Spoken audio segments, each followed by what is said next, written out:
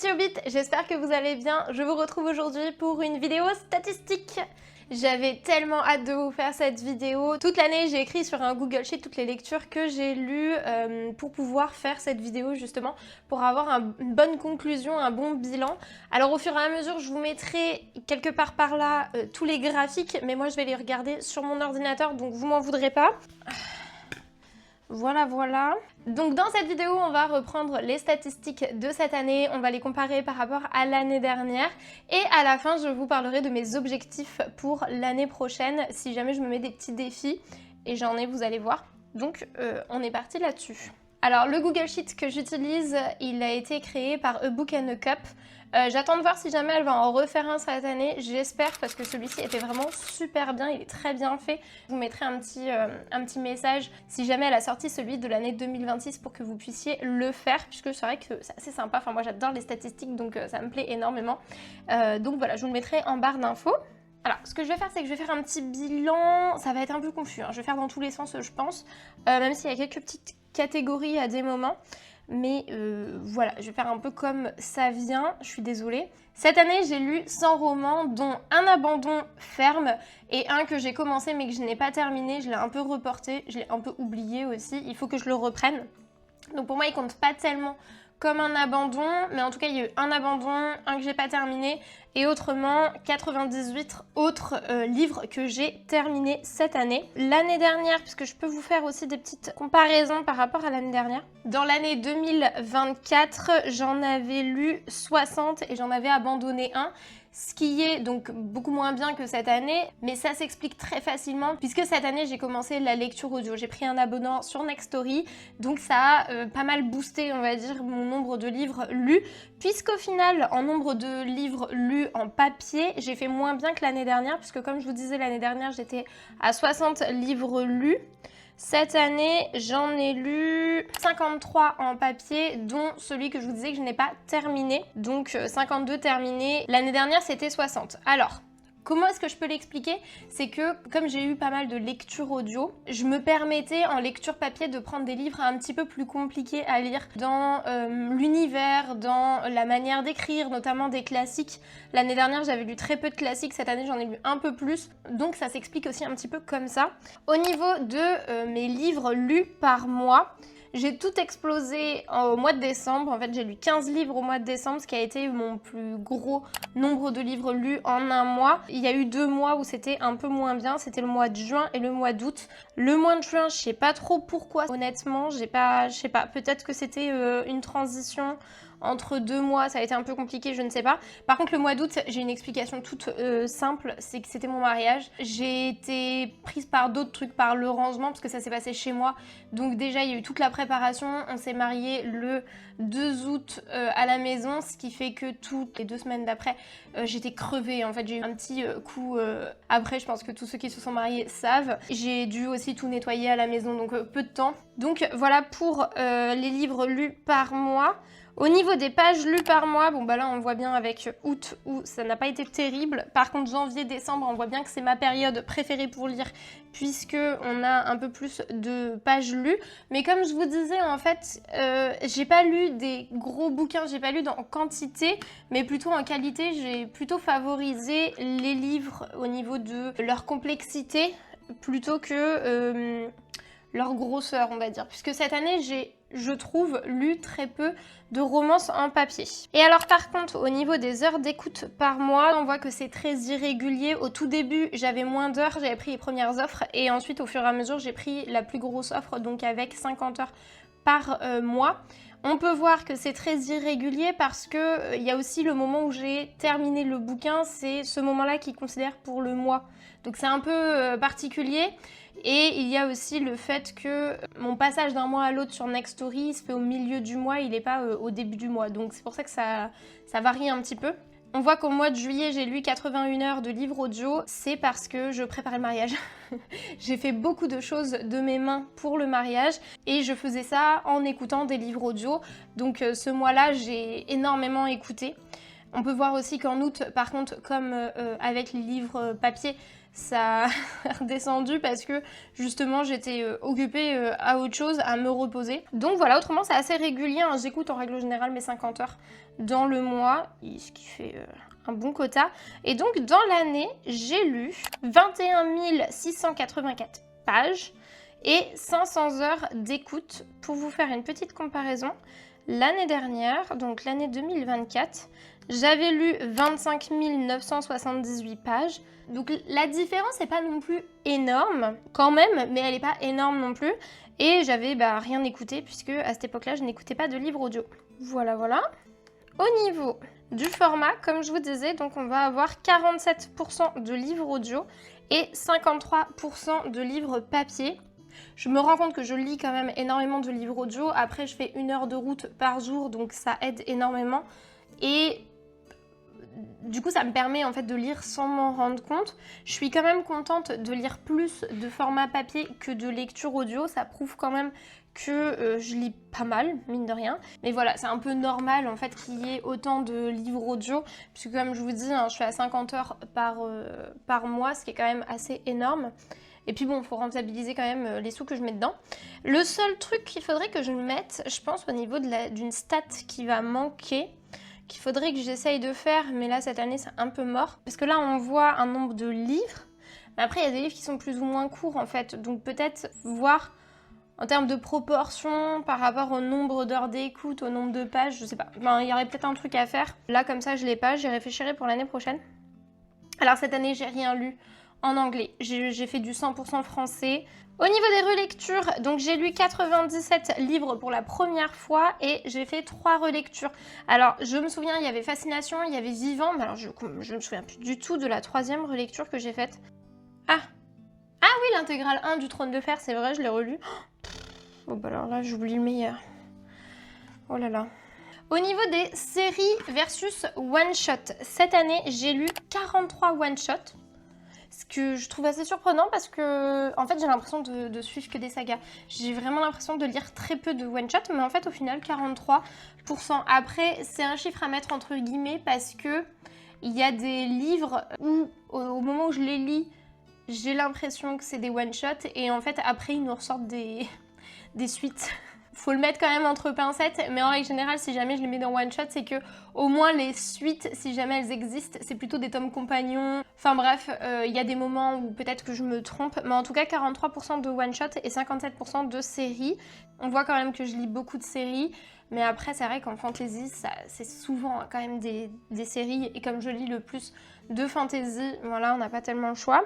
Et au niveau des one-shots, l'année dernière, j'en avais lu que 25%. Donc je me suis bien améliorée à ce niveau-là.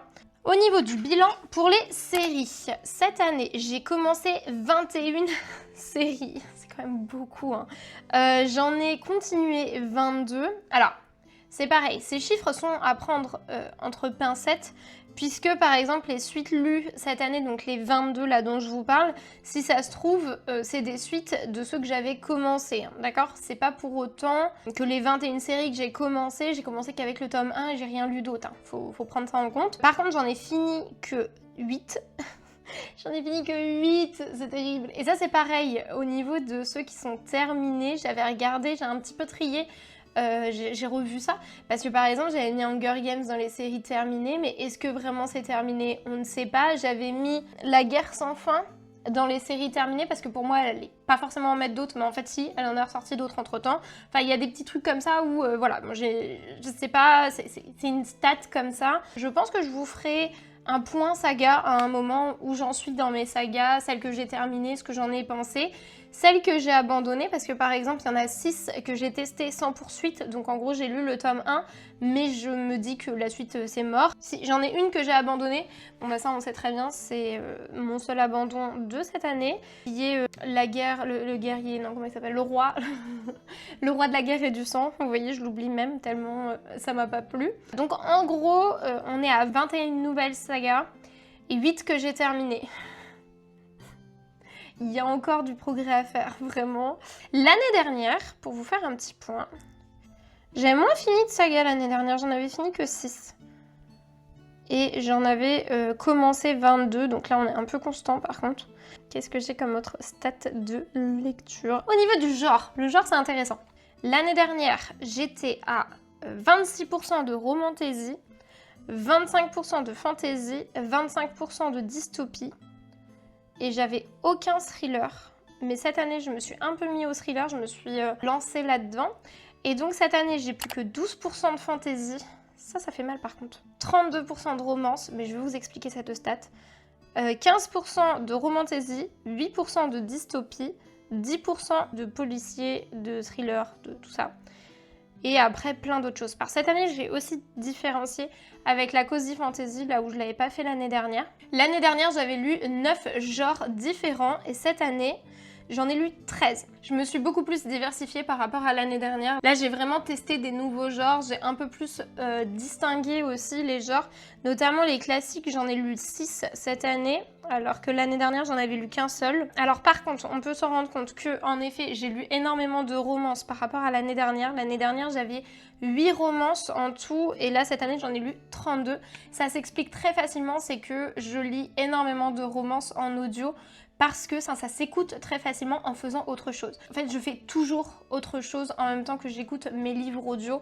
Je vais jamais me poser et rien faire. C'est-à-dire que c'est pas possible. Généralement, je vais soit faire du ménage, soit conduire, soit travailler en même temps, ce qui n'est pas évident. Et comme j'aime bien vraiment suivre les livres que j'écoute, je lis donc des livres qui sont très faciles à écouter, et la romance, c'est vrai que ça se fait hyper facilement. On n'est pas sur un langage très compliqué, on n'est pas sur un lore très compliqué, il n'y a pas d'univers à comprendre. C'est pareil, j'ai une mémoire très visuelle, ce qui fait que quand j'écoute de la fantasy, j'y arrive pas du tout à bien assimiler le nom des personnages, le nom des lieux.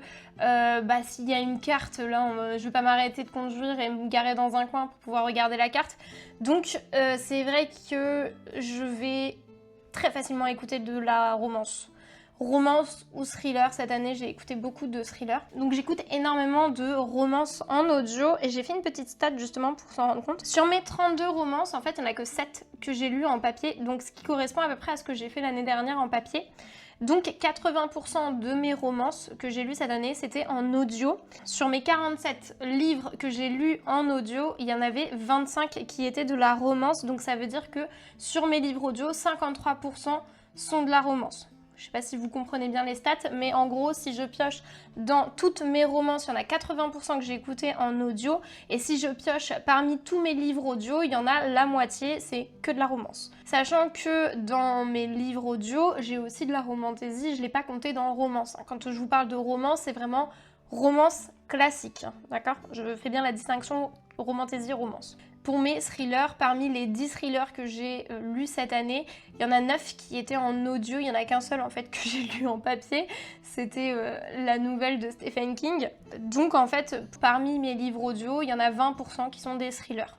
Donc en gros, dans mes livres audio, j'ai 50% déjà de base, c'est les romances, 20% c'est les thrillers, et après ce qui reste, généralement j'ai de la cozy fantasy, j'ai un peu de romantasy, par exemple j'ai lu Légende de Laté, La balade funèbre de Arte Merci, ce genre de choses où au niveau du world building qu'il y a derrière, c'est pas non plus le truc le plus compliqué. Donc voilà pourquoi j'ai lu tant de romances cette année.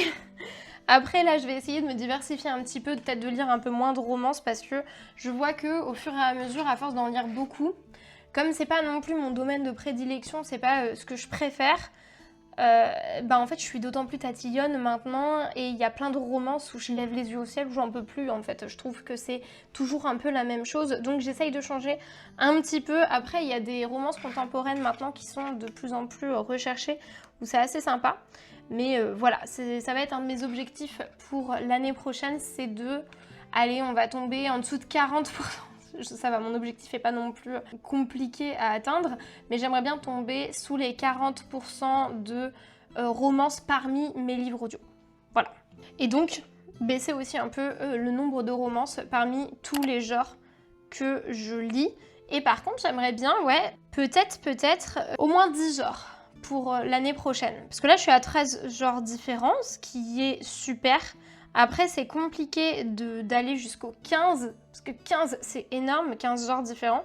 Mais en tout cas, rester au moins au-dessus de 10, ce serait pas mal. Alors là, c'est un peu des objectifs officieux hein, que je vous donne. Il y aura des vrais objectifs après où je vais bien les lister, vous inquiétez pas. Ensuite, au niveau des longueurs de livres, mes livres, en fait, ils font en règle générale entre 300 et 600 pages, c'est à peu près ça. J'ai un livre, c'est le Trône de Fer, qui fait entre 950 et 1000 pages. Autrement, les livres papier que j'ai, voilà, ils sont plutôt dans cette case-là, autour du 400, 500, 600 pages. Voilà, ça nous fait une belle courbe de Gauss. Hein. J'ai peu de livres qui avaient peu de pages. Hein. En vrai, je trouve ça pas mal. Au niveau de la longueur des livres, je me suis pas reposée sur des livres qui étaient vraiment très très courts, donc je suis assez satisfaite de ça. Coucou, c'est la Manon du montage. Parce que j'ai oublié une statistique et donc je vous la mets là, désolée. C'était par rapport à l'âge de mes lectures. Alors déjà, je vais vous expliquer un petit peu comment je les trie parce que je ne regarde absolument pas comment est marketé le livre. Je décide moi-même de la catégorie que je lui donne. Les jeunesses, je vais plutôt mettre là les petits romans assez faciles à lire, d'aventures qui généralement n'ont pas de romance. Dans les young adultes, là je vais plutôt mettre justement de la romance, mais toujours écrit très facilement, toujours avec un petit peu d'aventure et aucune scène de smut. Dès qu'il y a de la scène de smut et qu'on est sur de la romance assez simple tout de même, pas avec un gros lore, pas avec une fantasy épique derrière, je vais plutôt dire que c'est du new adult. Donc new adult, comme je vous dis, pour moi, c'est de la romance avec des scènes explicites ou alors avec de la violence. C'est vrai qu'il y a ça aussi. S'il y en a très peu, qu'il y a de l'action, hein, mais que c'est pas détaillé, tout ça, je vais plutôt mettre ça dans de la jeunesse quand c'est de l'aventure. Si jamais ça commence à être un petit peu plus détaillé, je vais mettre ça sur du young adult. Pour moi, le young adult, on serait sur du, je dirais 12-15 ans, peut-être, un truc comme ça, ou peut-être jusqu'à 16-17. Voilà, je sais pas à quel moment, en fait, des personnes commencent à lire des scènes explicites, donc je peux pas trop dire, désolée. Bref, new adult, pour moi, c'est à partir du moment où il y a des scènes explicites, et où il y a un petit peu plus de violence aussi, peut-être plus psychologique. Je mettrais pas de violence psychologique dans du young adult, par exemple. Et la catégorie adulte, pour moi, c'est vraiment les romans où la romance est en fond, c'est pas l'intrigue principale, ou alors qu'on est sur des personnages principaux qui ont dans la trentaine ou plus que 25 ans, je dirais. Là, vu que ça va être plus souvent axé sur du psychologique, sur du développement de personnages un peu plus particulier, je pourrais le mettre en adulte. Mais autrement, les 3/4 de mes romances, je vais les mettre en new adulte, hein, par exemple. Et dans adulte, je vais mettre aussi tout ce qui est fantasy assez épique, fantasy un peu plus compliqué à comprendre, ou dark fantasy. Même si je sais pas si j'en ai lu cette année de la dark fantasy. Bref, vous voyez un petit peu l'idée. Je fais vraiment à mon jugement personnel. Je dirais que la jeunesse, pour moi, c'est jusqu'à 11 ans. Que 11 ans jusqu'à 16 ans, donc on va dire à peu près tout le collège, pour moi, c'est du young adult. Et après, donc lycée et jeunes adultes, je dirais que c'est new adult. Et puis après, voilà, au-dessus de 20-25 ans. Là, je pars du principe qu'on est sur des romans adultes. Du coup, tout ce qui est non-fiction, je le mets aussi dans adulte. Voilà, pour vous donner une petite idée de comment je classe mes romans. Et donc, cette année, j'ai lu 9 jeunesses, ce qui est pas mal parce que je lis très peu de jeunesse, 16 young adultes, 42 new adultes, alors je vous l'avais dit, hein, tout ce qui est romantasy, tout ce qui est romance, je le catégorise très rapidement dans new adulte, donc c'est pour ça que c'est quand même une catégorie qui est majoritaire pour moi. Et 33 adultes, donc ça je suis très contente quand même. Je voudrais rester, même pour l'année prochaine, au-dessus des 30% de romans adultes, parce que c'est ce qui m'intéresse le plus en fait. Tout ce qui est classique aussi, c'est vrai que je le mets très souvent en adulte quand même. C'est les romans qui me marquent le plus, c'est ceux qui m'intéressent le plus, qui me restent le plus. Donc c'est vrai que c'est ceux que j'aimerais bien développer, lire un petit peu plus. Après, comme je vous disais, les romances, je les écoute beaucoup en livre audio. Donc en fait, là dans mes new adultes, j'en ai les 3/4, c'est des lectures audio parce que c'est beaucoup plus facile de faire autre chose en même temps. Je peux pas lire un roman adulte en livre audio, sauf si c'est de la non-fiction. Par exemple, Les Grands Oubliés, je l'avais lu en lecture audio et ça avait été. Mais très souvent, ouais, les livres audio, je prends du jeunesse, du young adult ou du new adult. C'est vrai que rarement je vais lire quelque chose d'adulte en lecture audio. Et comme les lectures audio font la moitié de mes lectures de cette année à peu près, c'est pour ça que j'ai beaucoup de young adult et de new adult. Mais voilà, j'aimerais bien développer un peu plus mes lecture adulte et donc rester au-dessus des 30%, avec peut-être un objectif de 40%, pourquoi pas. C'est pas mal hein, quand même 40%, mais bon, pourquoi pas, on peut essayer. Hein. Mais voilà, en tout cas, je suis assez satisfaite, mine de rien. En fait, mon objectif, ça serait d'avoir plus de lecture adulte et plus de lecture jeunesse, et moins justement de new adulte et de young adulte. Pourquoi je voudrais développer les lectures jeunesse? Parce que en vrai, j'aime bien, et j'ai pas mal d'adolescents dans mon entourage, et j'ai envie de développer, en fait, un petit catalogue comme ça. Je vais très peu faire de la jeunesse, c'est pas mon genre de prédilection. Sauf que je me suis rendu compte cette année avec Steam Sailor, avec les Chroniques Lunaires, avec plein de petits romans comme ça que la jeunesse peut être vraiment de très bonne qualité. Donc j'ai envie de lire davantage de jeunesse. Après, de manière réfléchie, puisque là, comme je vous disais, Steam Sailor et les Chroniques Lunaires, on est quand même sur des sagas qui sont très réputées, qui sont aimées en fait de tous, donc je veux rester quand même sur celle-ci. Mais j'ai envie quand même d'en lire un petit peu plus pour avoir un petit catalogue comme ça, au cas où des jeunes adolescents de mon entourage me demandent des livres à lire, pour pouvoir les conseiller, tout simplement. Voilà, je sais, c'est un peu bizarre comme argument, mais... c'est mon argument, donc écoutez. Ben voilà. Je vous relaisse du coup avec la suite. Ensuite, au niveau du format de lecture, j'ai lu 89% de romans, 4% de non-fiction. J'aimerais bien augmenter cette statistique, j'aimerais bien avoir un peu plus de non-fiction pour l'année prochaine, mais bon, en tout cas, là pour l'instant, on est à 4%. Après, j'ai mis histoire courte et novella. Je ne sais pas pourquoi j'ai distingué les deux. On va dire 6% de petites histoires. Cette année, j'ai lu qu'une seule BD. Donc, j'ai lu Kaamelott pour le Cozy Book Challenge. Mais autrement, je lis jamais de graphique, de manga ou de BD. Donc, c'est pour ça qu'il n'y a qu'un seul pourcent. Ensuite, au niveau des origines du livre, j'achète énormément d'occasions. On peut le voir puisque je suis à 33% d'achat d'occasion. En achat neuf, j'en ai que 11% cette année. Généralement, c'est vraiment les livres qui viennent de sortir. Ils sont dans les sagas que j'aime beaucoup ou dont je viens de lire les premiers tomes. Et ils viennent juste de sortir le dernier et donc j'en ai acheté comme ça. 4% de cadeaux, 4% d'empruntés et après le reste c'est Nextory. D'ailleurs je ne comprends pas parce que j'ai lu 47 livres audio sur Nextory, donc il y a un intrus, j'ai essayé de le chercher, j'ai pas trouvé, donc désolée, normalement ça devrait être 47% de Nextory et je pense que c'est un d'occasion que j'ai dû enlever, mais voilà, en tout cas 33% d'occasion, je suis très contente. J'aimerais bien garder un pourcentage aussi élevé d'achat d'occasion, peut-être baisser l'achat neuf à moins de 10%, ça serait pas mal pour l'année prochaine, mais en tout cas je suis très satisfaite de ces statistiques-là, en tout cas ça me fait plaisir. Alors au niveau des étoiles que je mets, alors là on va moyennement s'y fier parce que je suis vraiment très gentille dans mes notations. Généralement je mets à peu près tout le temps les mêmes notes. Ce qui est bien, c'est que sur ce Google Sheet, vraiment au niveau des notes, c'est très bien réparti. On va avoir l'univers, les personnages, l'écriture et l'intrigue qui, je trouve, sont vraiment les catégories qui sont parfaites pour pouvoir noter justement tout ce qui est fantasy, romance, etc. Par contre, pour la non-fiction, pour certains classiques, pour des trucs comme ça, c'est très compliqué, je trouve, à noter comme de cette manière-là. Donc il faudrait peut-être un système annexe pour pouvoir noter voilà, les non-fictions et autres romans qui ne rentrent pas en fait dans ces catégories-là.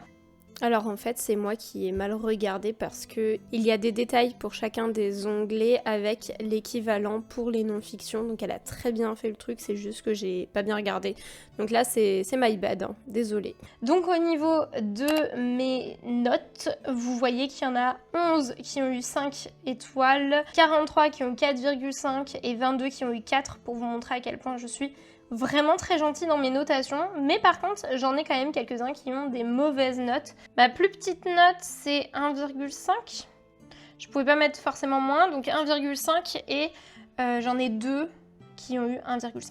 Voilà, ma note moyenne cette année c'était 4.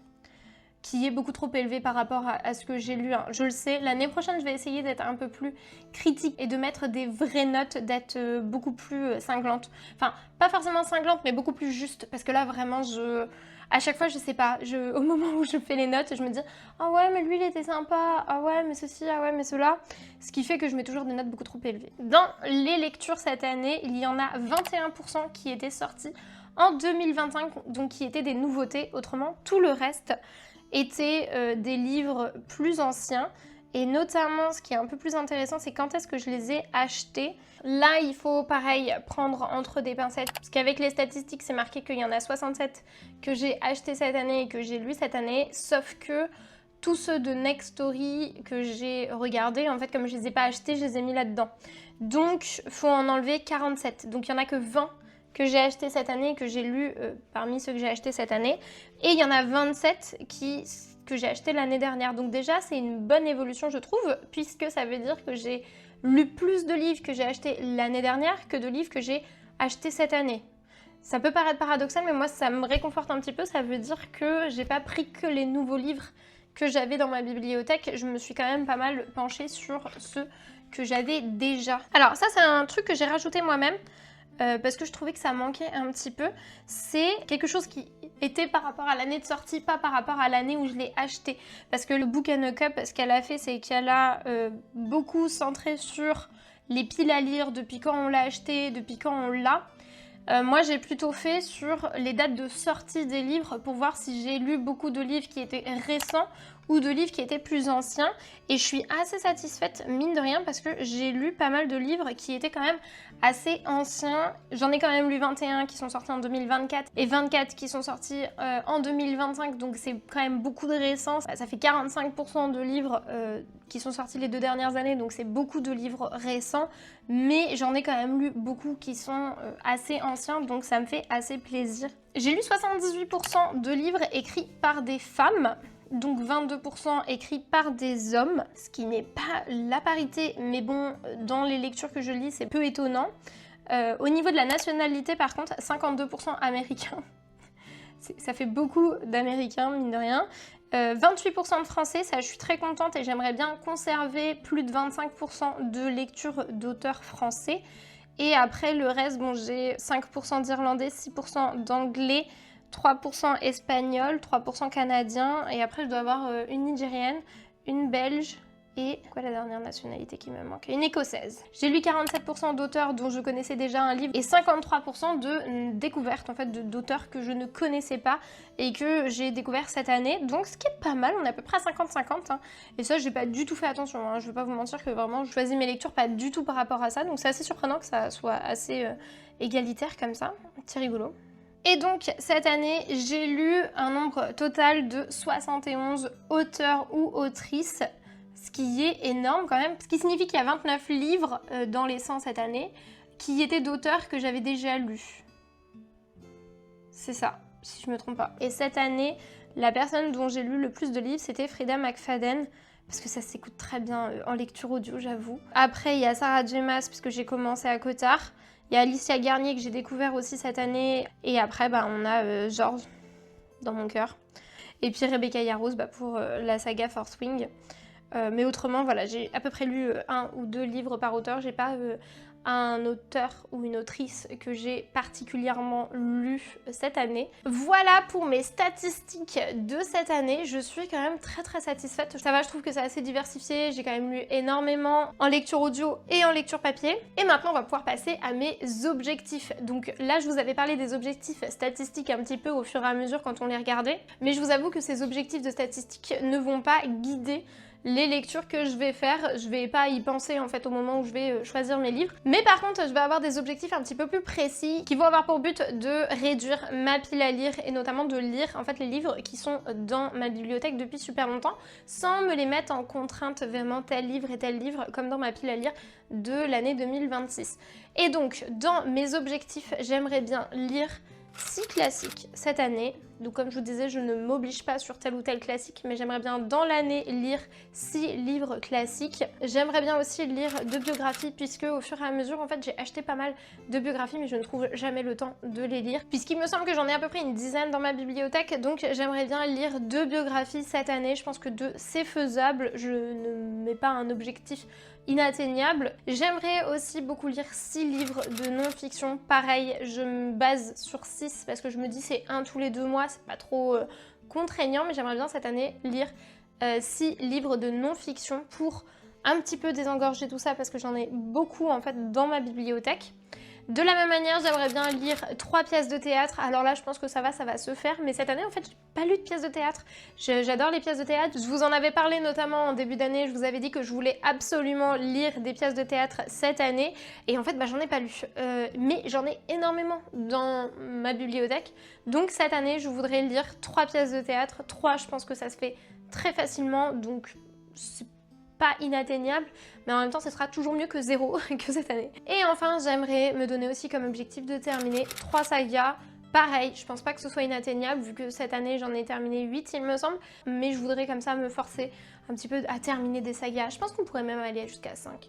Allez, finir 5 sagas cette année, ça va être mon objectif. Et voilà, pour mes objectifs, j'ai essayé de rester sur des choses assez faisables et notamment sur des livres vers lesquels je vais un petit peu moins, mais que j'aimerais lire en fait. En règle générale, je suis un peu comme ça quand je regarde dans ma bibliothèque, il y a plein de livres qui me donnent tellement envie, mais en fait au moment de choisir, je vais toujours vers la facilité. Donc c'est pour ça que je me donne ces petits objectifs pour me donner ce petit coup de pied aux fesses pour lire en fait les livres que je possède mais vers lesquels je ne vais pas forcément. Et voilà pour cette vidéo, j'espère qu'elle vous aura plu, j'espère que ces petites statistiques vous feront plaisir. Moi en tout cas j'aime beaucoup ce genre de vidéos à regarder et puis notamment là à faire, j'ai trouvé ça très sympa.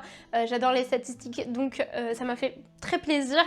Et j'espère que cette vidéo vous aura plu. N'hésitez pas à me dire en commentaire quels sont vos objectifs pour l'année 2026 ou combien de livres vous avez lus dans l'année 2025. N'hésitez pas aussi à liker, partager et à vous abonner. Et je vous retrouve très prochainement pour une nouvelle vidéo. Ciao les Hobbies Touflus!